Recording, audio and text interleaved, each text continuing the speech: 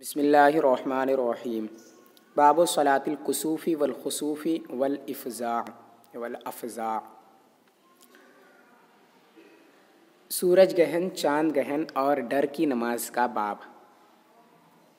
کسوف یہ سورج گہن اور چاند گہن دونوں کے لیے آتا ہے، اور ایسے ہی خسوف یہ بھی دونوں کے لیے آتا ہے، سورج گہن اور چاند گہن دونوں کے لیے۔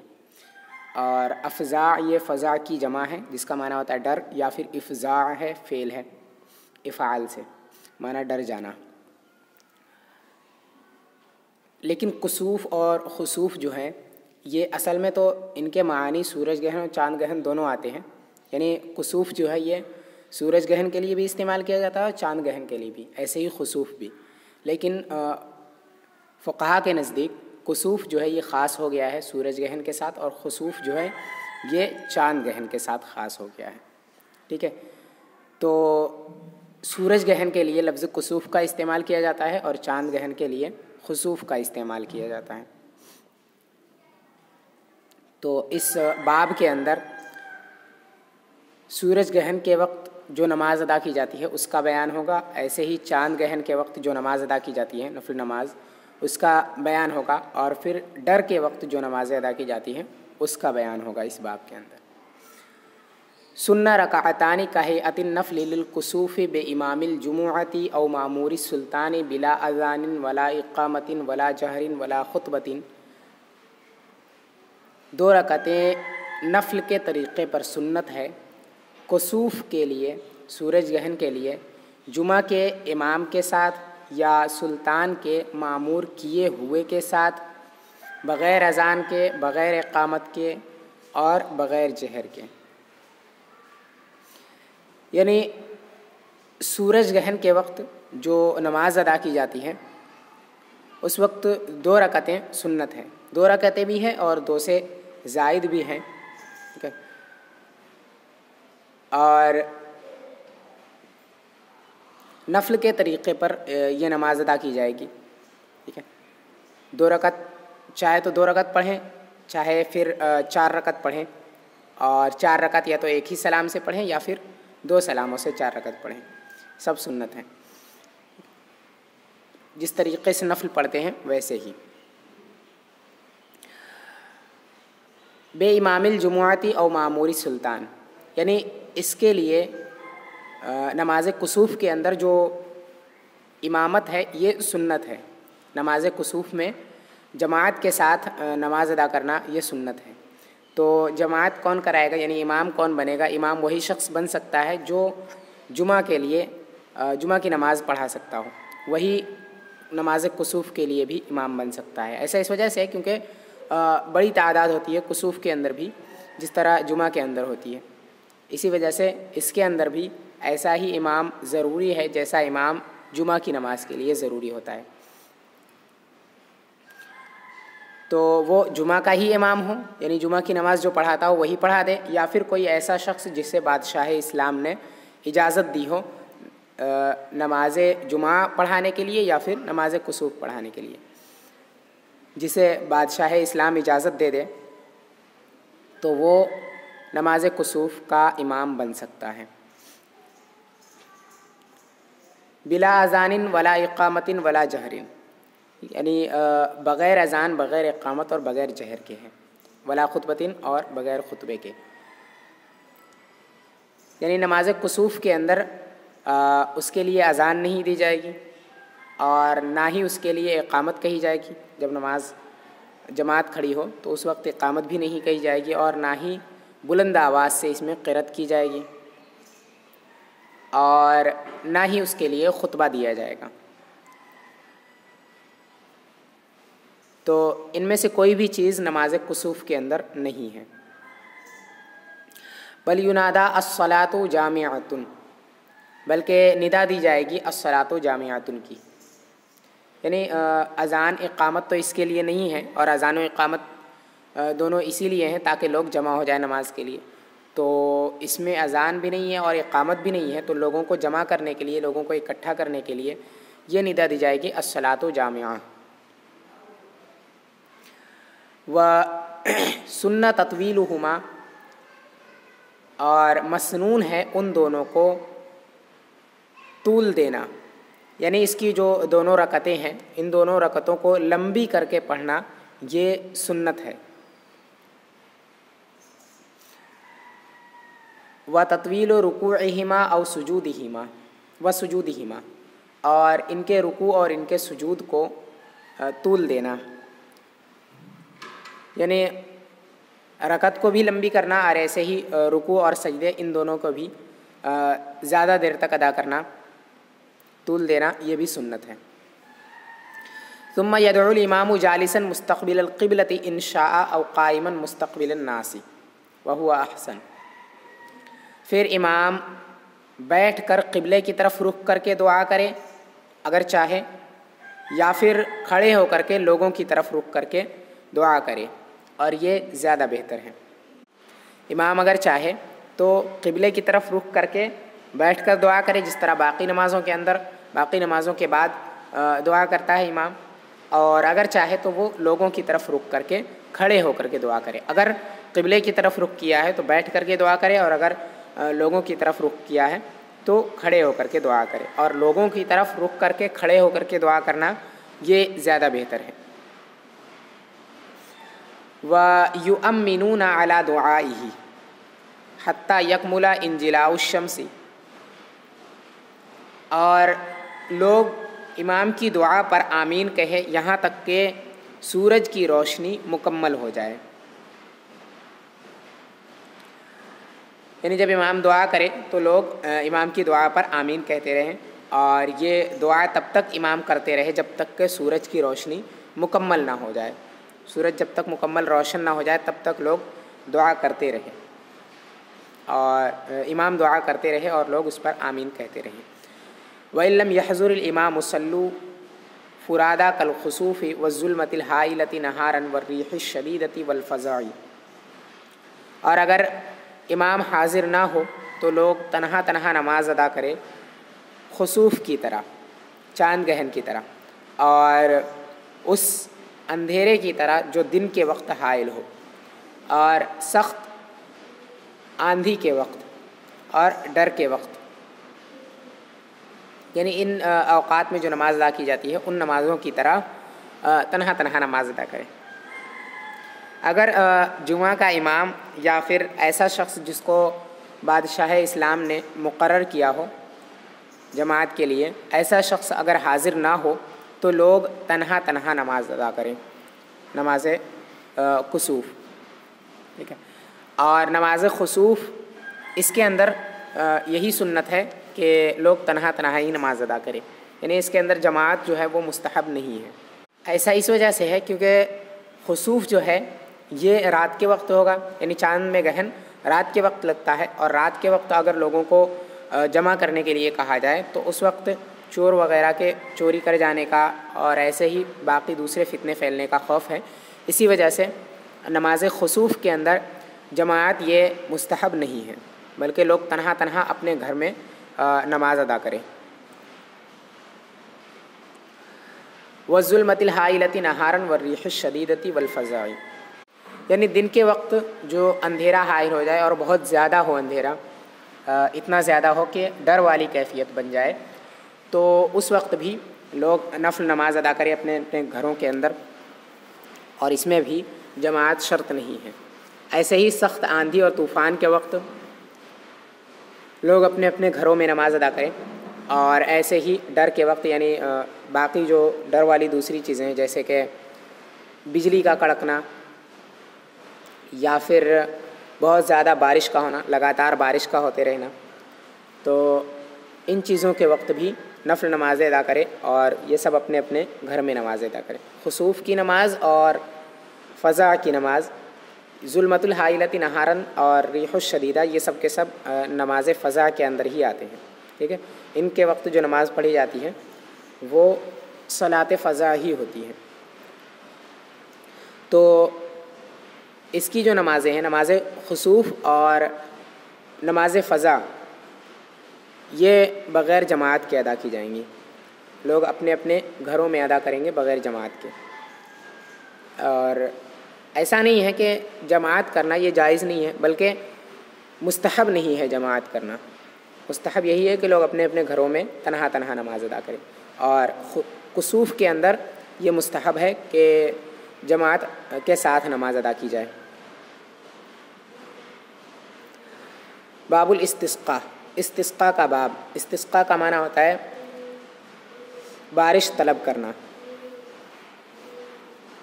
تو بارش کے طلب کرنے کے وقت جو نماز اور جو استغفار کیا جاتا ہے اس کا بیان ہوگا اس باب کے اندر. لہو صلاۃ من غیر جماعت و لہو استغفار. اس کے لیے ایک نماز ہے بغیر جماعت کے، یعنی نماز استسقاء کے لیے نماز بھی ہے، نفل نماز، اور وہ بغیر جماعت کے ادا کی جاتی ہے، یعنی جماعت اس میں مستحب نہیں ہے. اور استسقاء کے لیے استغفار بھی کیا جاتا ہے، یعنی توبہ اور گناہوں سے معافی طلب کی جاتی ہے.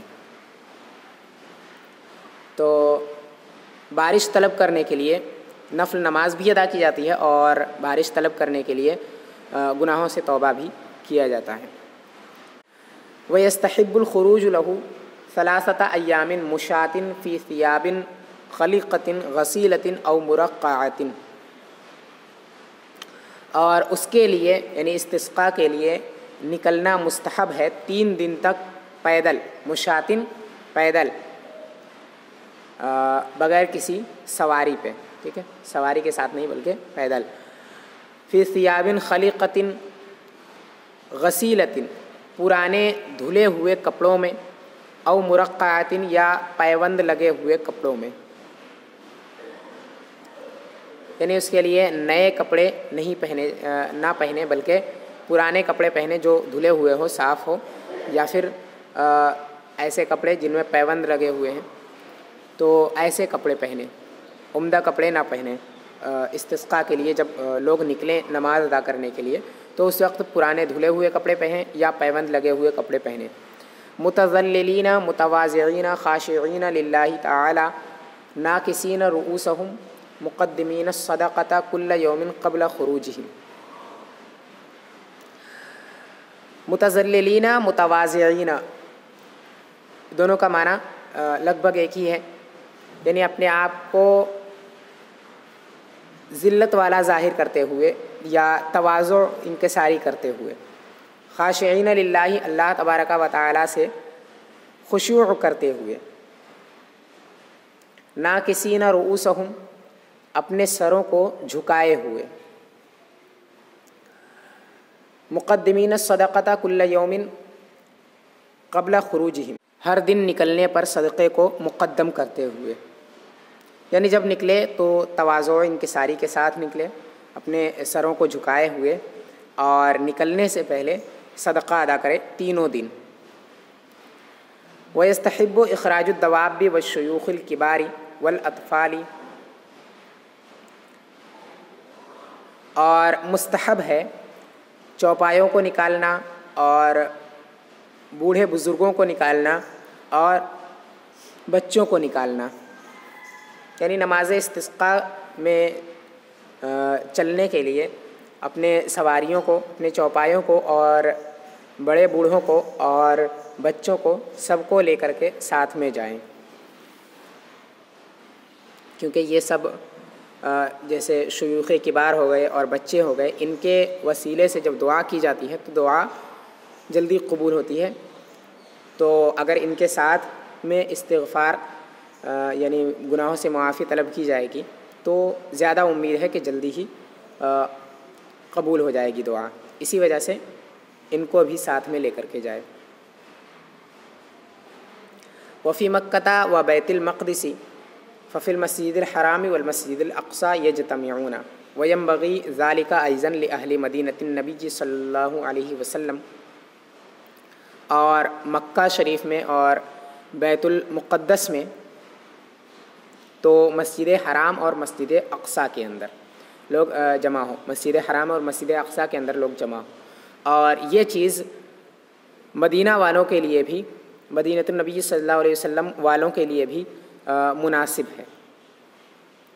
یعنی مکہ میں جو لوگ رہتے ہیں، مکہ شریف میں، اور ایسے ہی جو بیت المقدس میں رہتے ہیں، ان لوگوں کے لیے مستحب ہے، مکہ والوں کے لیے مستحب ہے کہ وہ مسجد حرام میں جمع ہوں، اور بیت المقدس والوں کے لیے مستحب ہے کہ وہ مسجد اقصیٰ میں اکٹھے ہوں، اور مدینہ والوں کے لیے مستحب ہے کہ وہ لوگ مسجد نبوی شریف میں اکٹھے ہوں۔ یہ اسی وجہ سے کیونکہ اس کے اندر ایسی جگہ پہ جمع ہونا مستحب ہے جہاں پر رحمت زیادہ نازل ہوتی ہو اور دعا جلدی قبول ہوتی ہو۔ تو اسی وجہ سے چونکہ بیت المقدس مکہ والوں کے لیے سب سے معظم جگہ مسجد الحرام شریف ہے، بیت المقدس والوں کے لیے سب سے معظم جگہ مسجد اقصیٰ ہے، اور مدینۃ النبی صلی اللہ علیہ وسلم والوں کے لیے سب سے مقدس جگہ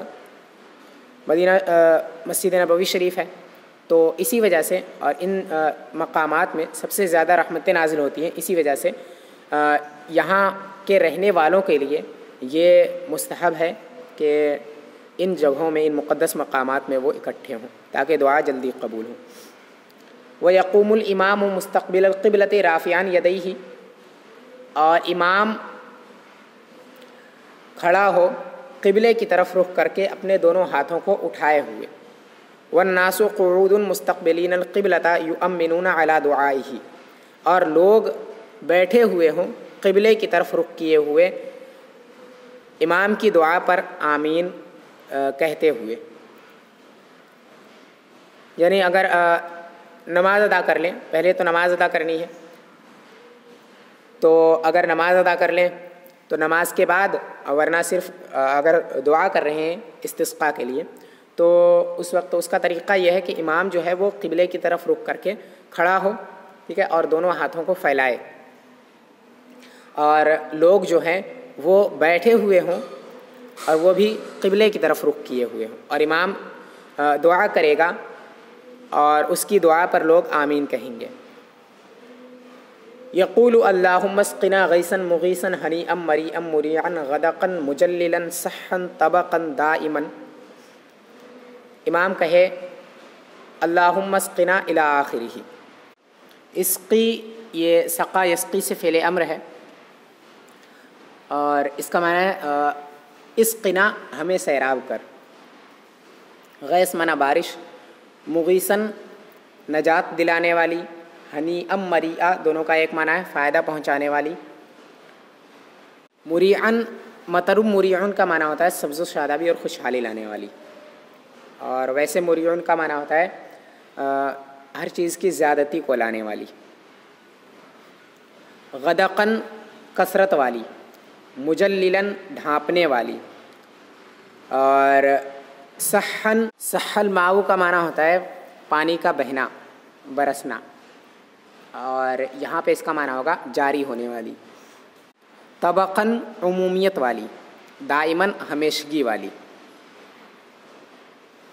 اے اللہ ہمیں ایسی بارش سے سیراب کر جو نجات دلانے والی ہو، فائدہ پہنچانے والی ہو، اور سبز و شادابی اور خوشحالی لانے والی ہو، اور کثرت والی ہو، ڈھانپنے والی ہو، یعنی پورے روئے زمین کو ڈھانپنے والی ہو، جو جاری ہو، طبقاً عام ہو، دائماً ہمیشگی والی ہو، یعنی جب تک ضرورت نہ ہو تب تک بارش، جب تک ضرورت پوری نہ ہو جائے تب تک بارش ہوتی رہے۔ وما اشبہہ سرًا او جہرًا، اور جو اس کے مشابہ ہو دھیمی آواز سے یا بلند آواز سے، یعنی امام دعا کرے گا تو یہ دعا کریں، یا اگر چاہے تو اس جیسی کوئی دوسری دعا بھی کر سکتا ہے، یا تو خوب بلند آواز سے یا پھر دھیمی آواز سے، دونوں طریقے سے دعا کر سکتا ہے، اور لوگ دعا پر آمین کہیں گے۔ وَلَيْسَ فِيهِ قَلْبُ رِدَاءٍ، اور اس کے اندر چادر کا پلٹنا نہیں ہے، یعنی